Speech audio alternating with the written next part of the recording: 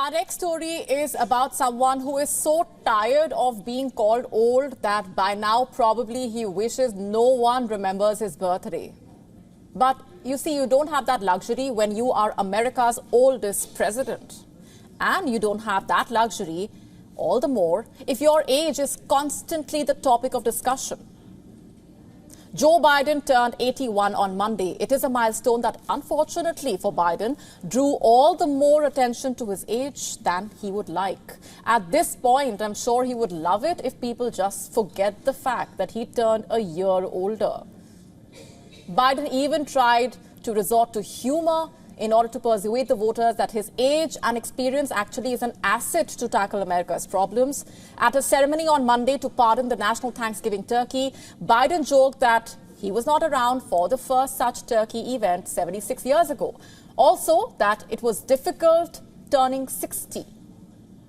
Now, jokes aside, the fact is that he is the oldest president in American history.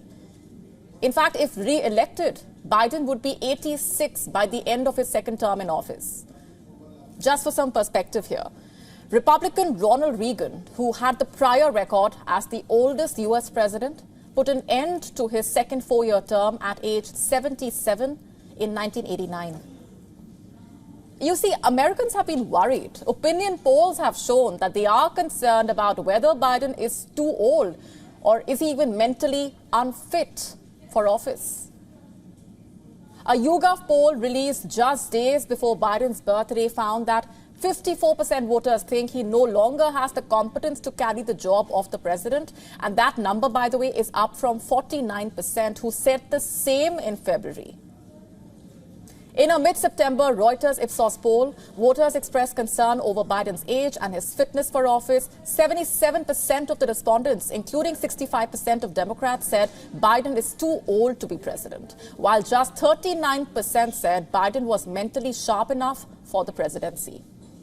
And by comparison, 56% of the poll respondents said Trump is too old for the office. 54% said he was mentally sharp enough to handle the challenges that come with the post. The thing is, Biden has not also won the perception battle. Far from it. Stumbling on the Air Force One staircase, shaking hands in the air, his fall at a U.S. Air Force Academy graduation. These incidents obviously do not evoke confidence among the American voters. You remember the time when Biden's staff had to cut him off mid-sentence at a news conference in Hanoi? The president was interrupted by his staff after he started rambling during a media address. And shortly after, the American president was seen leaving the podium.